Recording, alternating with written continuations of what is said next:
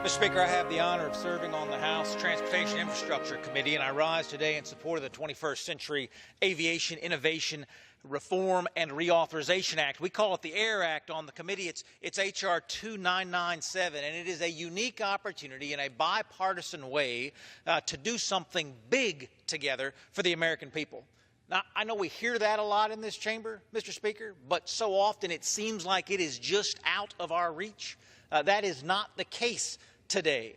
Under Chairman Schuster's leadership on the Transportation Infrastructure Committee, Mr. Speaker, my colleagues and I have worked to craft the kind of bold, forward-thinking reform that America's 21st century aviation system needs, and it is in reach today to make that the law of the land. Now, when we sit together to reauthorize the FAA, Mr. Speaker, it isn't just about attending to the nation's business of ensuring safety of air travelers across the country. Of course, that is a priority, but it is an opportunity to implement the kind of innovative reforms that we've seen across the globe and that America needs to reestablish itself as the world's aviation leader.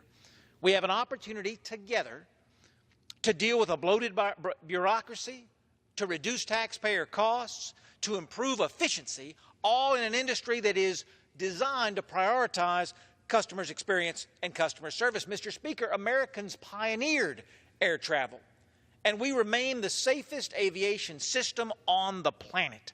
But our own outdated bureaucracy, our own outdated rules are standing in the way of American innovators and making air travel more time-consuming, more costly, and safety innovations more difficult. Mr. Speaker, with this legislation, we have a chance to empower our innovators, to better serve our travelers, and to preserve the world's finest commitment to safety, as we always have.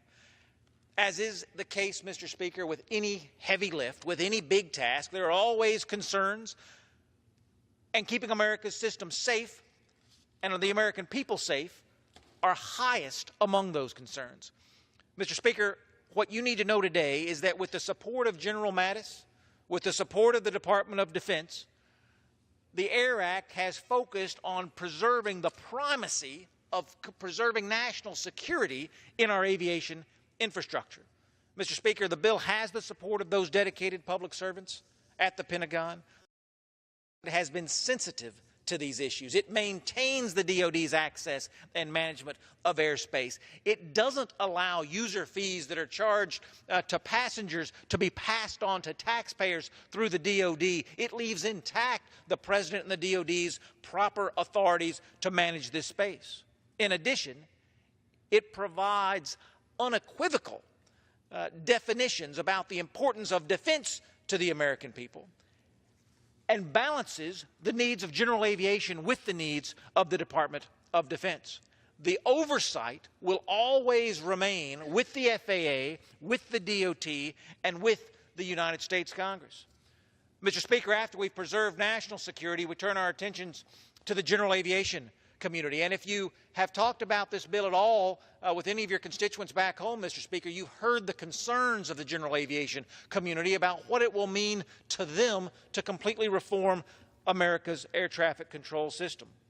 Mr. Speaker, we have to balance the role of government oversight and accountability with private innovation. Our bill is designed to empower those innovators, but to preserve the protections that GA has today. Mr. Speaker, I want to refer you to a graphic. You'll find it at the Committee on Transportation's website. It's transport.house.gov. You can't see it from where you sit, but I have line by line by line the law that we're talking about, the bill that we're talking about, the reforms that we're talking about, and how it protects our friends in the general aviation community.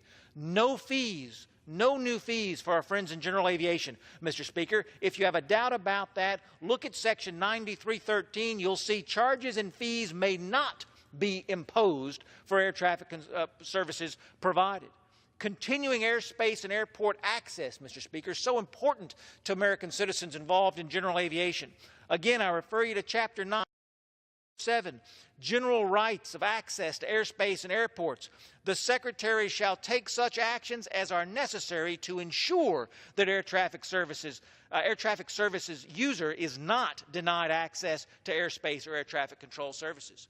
The stakeholder board, Mr. Speaker, the cooperatizing of air traffic services that we've seen done so successfully in Canada, where they say they're getting twice the safety and modernization input for half the cost, getting it done in a third of the time, having done away with their bloated bureaucracy. The stakeholder board, Mr. Speaker, has expired. Defined by general aviation nomination. Transport.house.gov, Mr. Speaker. I yield back for my time.